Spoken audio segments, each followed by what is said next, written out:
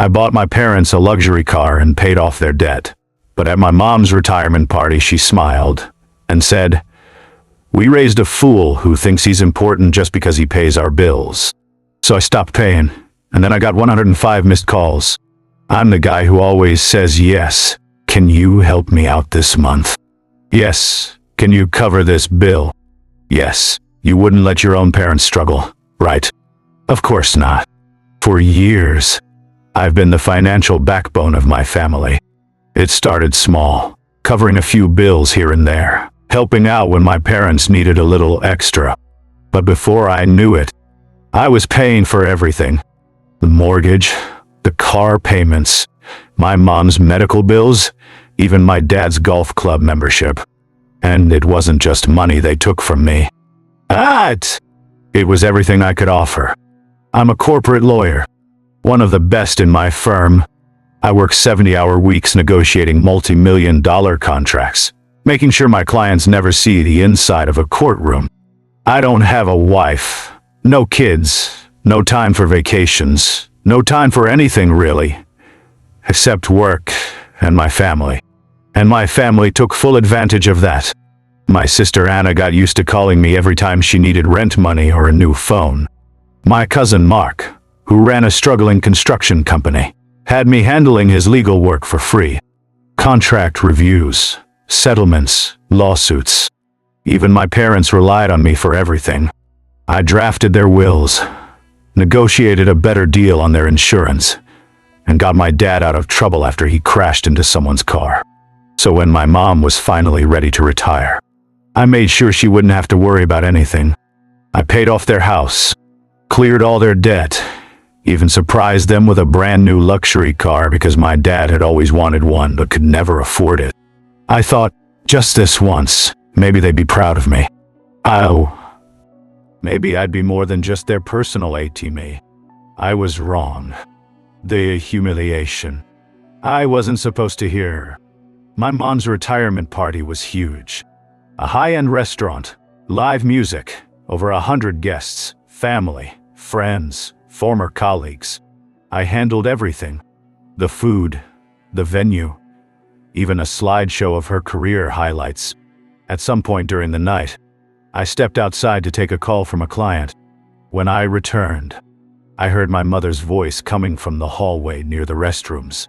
I wasn't trying to eavesdrop, but then I heard my name. Ethan actually thinks that just because he pays for everything, it makes him important. I froze. Well, you did say he's so naive.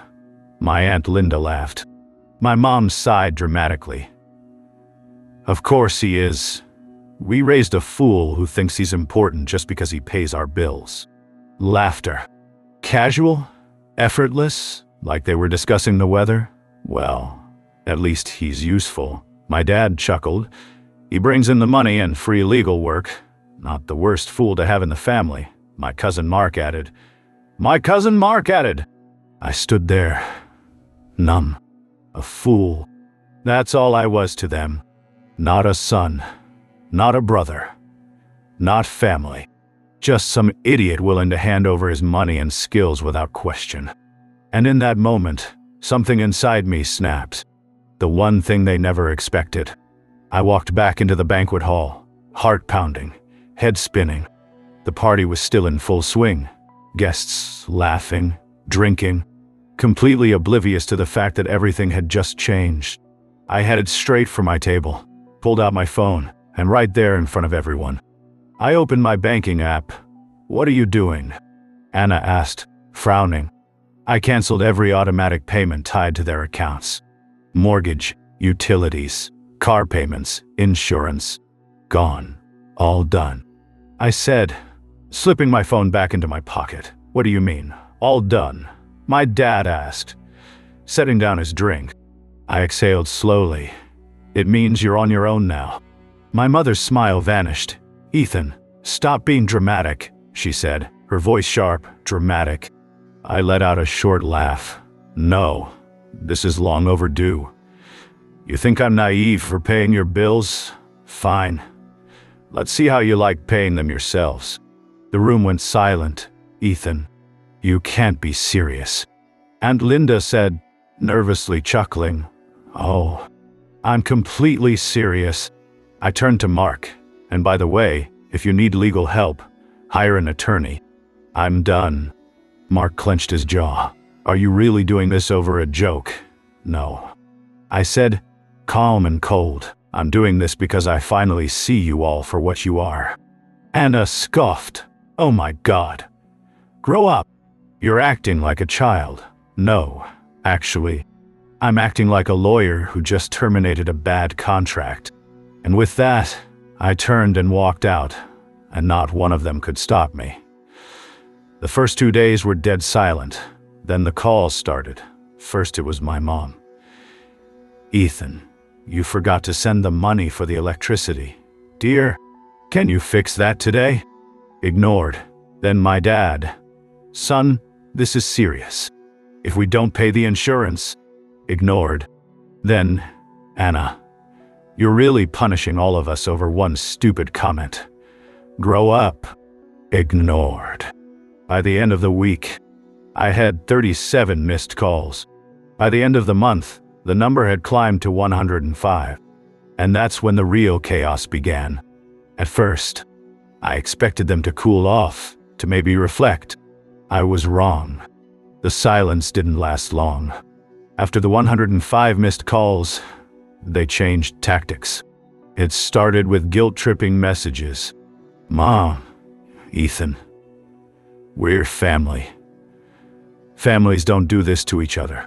Dad, your mother is so stressed she can't sleep. Do you even care? Anna, wow. So you're just going to abandon us like we're strangers." I didn't respond.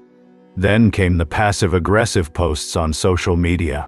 Anna wrote, "Some people only do things for others so they can hold it over their heads later. Real love is unconditional." I laughed when I saw it. Unconditional. I had been paying her bills for years, never asking for anything. But now that I stopped, I was the villain. Then they got desperate.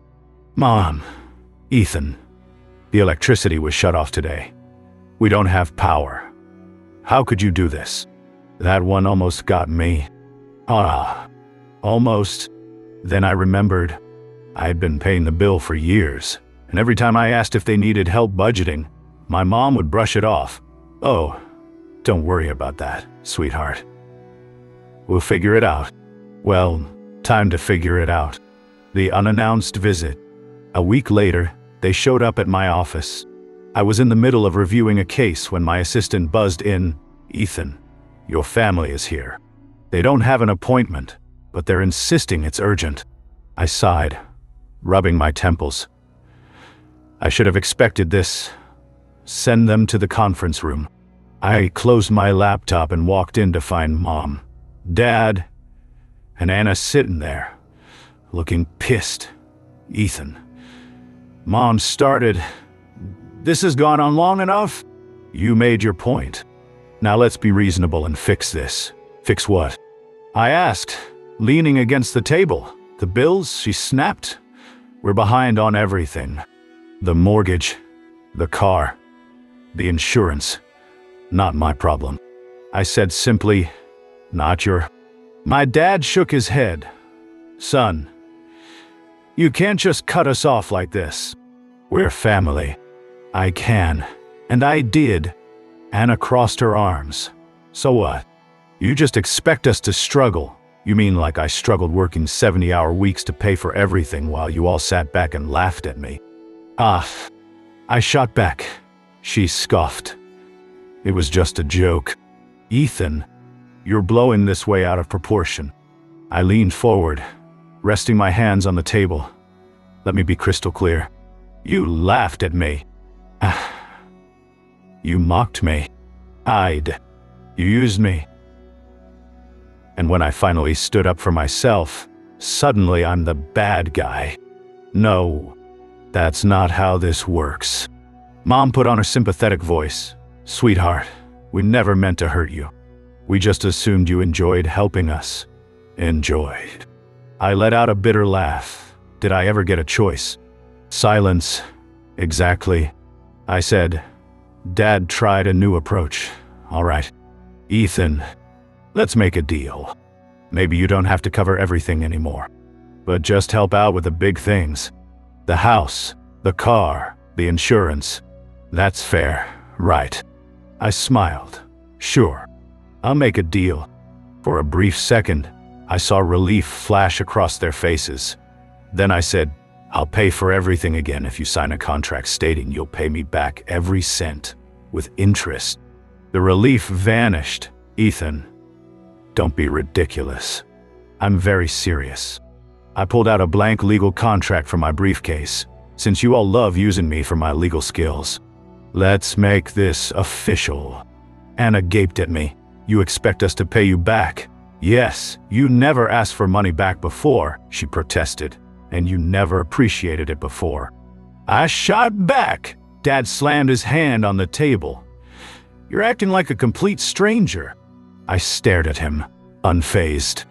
You made it clear that the only reason you put up with me was because I paid for everything. So now let's see if you still want me around without my wallet. Silence. Mom looked at the contract, then at me. Anna, you're serious, dead serious. She pushed back her chair and stood up. Fine. Keep your money, but don't expect us to come crawling back when you realize you need your family. I won't, I said. Anna stormed out first. Then my dad, then my mom. I sat back in the chair, exhaled, and smiled. For the first time in years, I felt free. The final blow. A month passed. The missed calls slowed down. The guilt-tripping messages faded. Then one afternoon, I got a text from Anna. We're selling the house. Mom and Dad can't afford it without your help. I stared at the message for a long moment. Then I typed back. Not my problem. Good luck. And for the first time in my life, I hit send without feeling a shred of guilt. After my family stormed out of my office, I expected them to finally back off. I was wrong. First, they tried the emotional route. Aunt Linda sent me a long text about the importance of family and how I was turning my back on the people who raised me.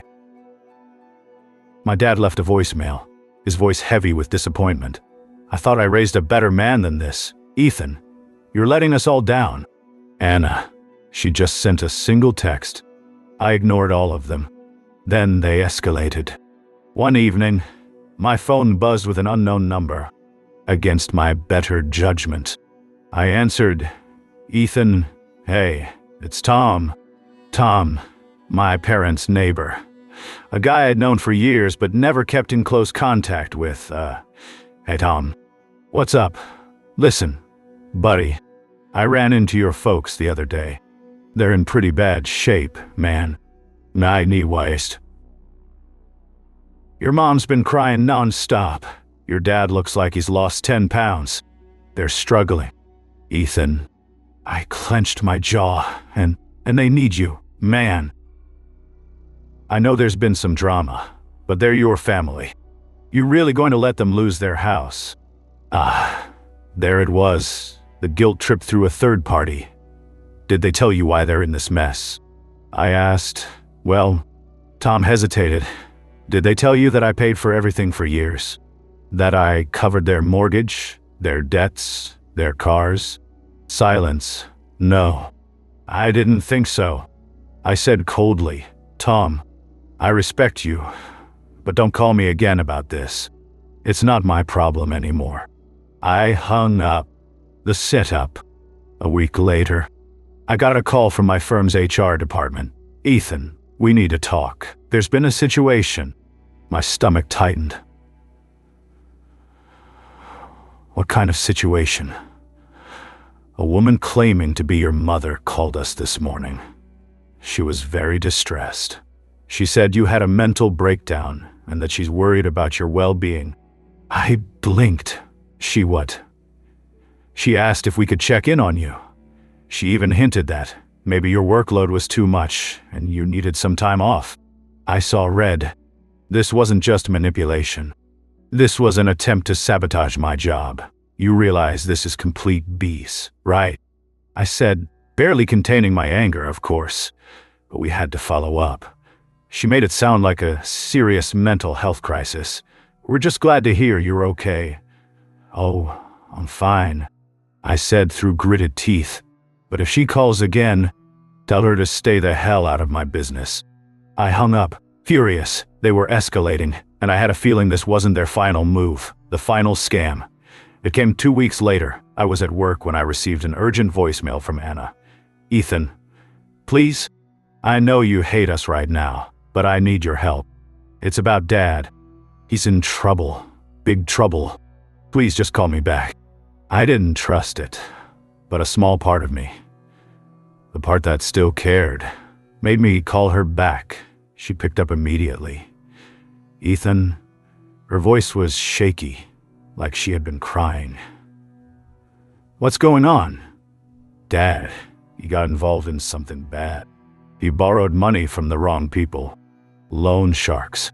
They're threatening to take the house." I pinched the bridge of my nose. "Anna, cut the crap. I'm serious.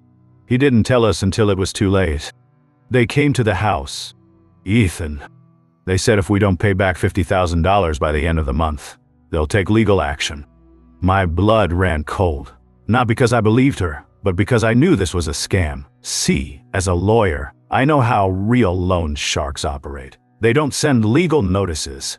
They don't threaten lawsuits. They use fists, not lawyers. And $50,000. That was exactly the amount I used to send my parents annually to cover all their bills. It was too perfect. Put Dad on the phone. I said, "He's not home right now," she said quickly. "Anna, I want to hear it from him. I can't. He's too stressed to talk." That confirmed it. "Nice try," I said coldly. "But you're a terrible liar. Ethan, I swear this is real." "Oh, really? What's the name of the lender?" It's First Capital Lending." I laughed. "That's a real bank. Anna, not a loan shark. You just made that up, didn't you?" Silence. "Don't bother. This is the sloppiest scam I've ever seen. At least put some effort into it next time. Ethan, please. Good luck paying that debt without me." Doors shut, and I hung up. The last straw. That was it. The final straw. I blocked their numbers. I changed my email. I even told my law firm's receptionist not to accept any calls from my family. And for the first time in my life, I felt free. A week later, I got one final message from my mother. "We're selling the house." "Hope you're happy." I stared at the text for a long moment. Then I typed back, "I am." And I never looked back. Cutting them off should have been the end of it. But people like my family, they don't just give up. At first there was silence. No text, no calls. It had been weeks since the loan shark scam, and I figured they had finally realized I wasn't coming back. Then I got a call from Uncle Ray. I hesitated before answering. He wasn't someone I spoke to often, just a distant relative who lived in another state. "Ethan." "Hey, it's Ray. Uncle Ray." "What's up? Look, I hate to get involved in family business, but your mom called me. She's saying you abandoned them." I rolled my eyes. "Did she also tell you I paid for everything for years?" She may have left that part out. "Figures, Ethan. I don't want to take sides, but they're really struggling. I mean, they're losing the house. Your dad's a mess. Anna's barely keeping things together. That's not my problem anymore." "Ray!" He sighed. "I get it, kid. I really do. But you know, family is family." I clenched my jaw. "Is that what she told you? That I just abandoned them out of nowhere?" Silence. "Ray, let me save you some time. I paid off their debts. I covered their mortgage. I even bought them a luxury car. And do you know what I got in return? What? They laughed at me behind my back. Called me a fool.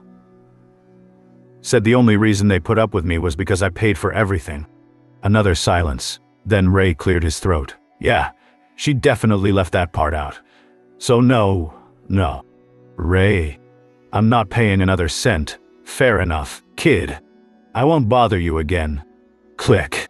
One by one, they were losing allies. The real fallout begins. 2 months passed. Their house officially foreclosed. The luxury car repossessed. Anna's business folding. They were finally feeling real consequences. Then, out of nowhere, I got an email from an unknown sender with the subject line, "Are you sure you want to do this to your own mother?" I almost ignored it, but curiosity got the better of me. And when I opened it, my stomach dropped.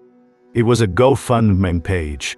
The title, "Desperate Mother on the Verge of Homelessness After Heartless Son Betrays Family." I felt a mix of rage and disbelief as I read through the description. After years of sacrificing everything for her children, our dear mother has been left abandoned by the one she trusted most. Her son, a wealthy lawyer, cruelly cut her off, leaving her with nothing. Now she faces losing her home and needs your help. Attached to the post were old family pictures, ones where I looked happy, where I looked like the beloved son they were now weaponizing for pity money. At the bottom, $12,450 raised out of a $50,000 goal. I clenched my fists. They were actually scamming strangers now. And worst of all, it was working. I played my last card. I could have ignored it, let them continue their little fraud campaign. But they made one big mistake. They used my full name. And that was defamation. I immediately forwarded the page to a friend in cybersecurity. Within a few hours, he tracked down the IP address linked to the GoFundMe. Guess where it led? Anna's laptop. I smirked. Gotcha. Then I called my lawyer. Hey, Greg, you still handle defamation cases. Always. Who's the target? My own family. I sent him everything. The GoFundMe link, screenshots, proof of where the money was going. Because surprise, it wasn't going to Mom. Anna had withdrawn almost $10,000 already. Greg whistled. Geez, Ethan. This is low, even for family. Yeah, well, they started this. I'm just finishing it. Want to send a cease and desist first, or go straight to legal action? I thought about it. Then I said, no mercy. The final collapse. Within 48 hours, the GoFundMe was shut down. All the money frozen. Anna called me screaming. You had no right. Oh, I had every right. I said calmly, it's called fraud. Anna, we were just trying to survive. No, you were trying to steal from innocent people, and now you're facing real legal consequences. She was silent. Oh, and by the way, I also notified GoFundMe's fraud department. So enjoy explaining yourself to them. You. Click. A week later, I heard through Uncle Ray that Anna had to pay back the donors. My parents, still drowning in debt, their last lifeline gone. A month later, I received one last voicemail from my mom. Her voice was hollow, like she had finally run out of excuses. Ethan, I know you hate us, but we're your family. I don't know what to do anymore. Please just talk to me. I sat there listening. Then I deleted it. For the first time in my life, I owed them nothing, and I never looked back. It's been 6 months since I cut them off. 6 months since I stopped paying their bills. 6 months since I shut down their fraudulent GoFundMe. 6 months since I heard my mother's voice. At first, I expected another wave of manipulation. Maybe they'd send more relatives to guilt-trip me. Oh, maybe Anna would try another scam. Maybe my dad would show up at my office demanding I fix everything. But nothing happened. Just silence. I should have felt relieved, but instead I felt strange. Not regret. Definitely not guilt. Just an odd emptiness. The kind that comes when you realize the people you once called family were just leeches you finally removed. The final attempt. One evening, I got home late from work, tossing my briefcase onto the counter. My phone buzzed. A number I didn't recognize. I hesitated, then against my better judgment, I picked up. "Hello." A woman's voice came through. Shaky. "Not my mother. Ethan. It's me. Kelly." I blinked. Kelly. Jacob's wife.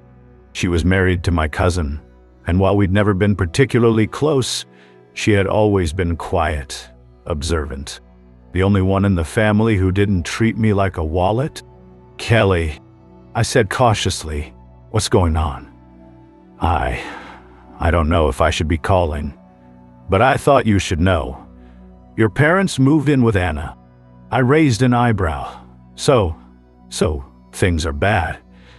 "Ethan, really bad." I stayed silent. "Anna's business is gone. The house is a mess. Your mom and dad, they barely leave their rooms. And Anna, she's completely unraveling. Drinking too much, snapping at everyone. She told me last week that." I snorted. "That's not exactly new." "No, Ethan, I mean it. She's completely lost it. And now that they don't have you, they're turning on each other." I leaned against the counter, rubbing my temple. "Why are you telling me this, Kelly?" She hesitated. "Because I think your mom is sick." I felt my stomach tighten. "Sick how? I don't know exactly. She's lost a lot of weight. She barely speaks. Anna won't take her to a doctor because they don't have money for it. And your dad, he just sits there drinking." I exhaled slowly. This was their reality now. For years, they lived off me. Wasting money, laughing behind my back, treating me like I was disposable. And now they were disposable to each other. "Kelly?" I said after a moment. "Why are you really calling me?" She hesitated again. Then she finally admitted the truth. "Your mom asked me to call you. She didn't want to do it herself. She said she'd rather die than beg you for help. But Ethan, I think she's hoping you'll come back." I closed my eyes. There it was, their last desperate attempt. I let the silence stretch until Kelly sighed. "I know they don't deserve it. But I also know you, and I know this isn't easy for you." I clenched my jaw. She wasn't wrong. Then I said the one thing I knew Kelly didn't want to hear. They made their choice. She sighed. "Yeah, I figured you'd say that. You seem like a good person. Kelly, don't let them drag you down with them." She let out a bitter laugh. Too late for that. Click. I stared at my phone for a long time after that. Then I did something I never thought I would. I unblocked my mother's number, and I sent one final message. "I know you're sick. Go to a hospital. You can still fix this for yourself. But don't ever expect anything from me again. This is the last time I'll acknowledge you." She read it immediately. No reply. The end of the story. Months passed. I never heard from them again. I don't know if my mother ever went to the doctor. I don't know if my father ever sobered up. I don't know if Anna ever crawled out of her downward spiral. And I don't care. Because for the first time in my life, I was free. Sometimes the people who hurt you most are the ones who raised you. They know exactly how to exploit your love, exactly how to make you feel guilty for protecting yourself. For years, I thought being a good son meant sacrificing everything, working myself to death so they could live comfortably, giving up my own life so they could have theirs. But that's not love. That's slavery. My family didn't see me as a person. They saw me as a machine. Someone who existed to generate money and solve their problems. Someone they could mock behind closed doors while benefiting from my sacrifice. The retirement party was just the moment I finally heard what they really thought of me. Yeah. But the truth is, not. They'd been treating me like a fool for years. I was just too blinded by obligation to see it. When I finally cut them off, when I finally said enough, they called me heartless, selfish, cruel. But you know what's really cruel? Taking advantage of someone's love for decades and then laughing about it. Subscribe for more stories about choosing yourself. If this story gave you the courage to stop being everyone else's safety net, hit that subscribe button, because your worth isn't measured by what you can provide others.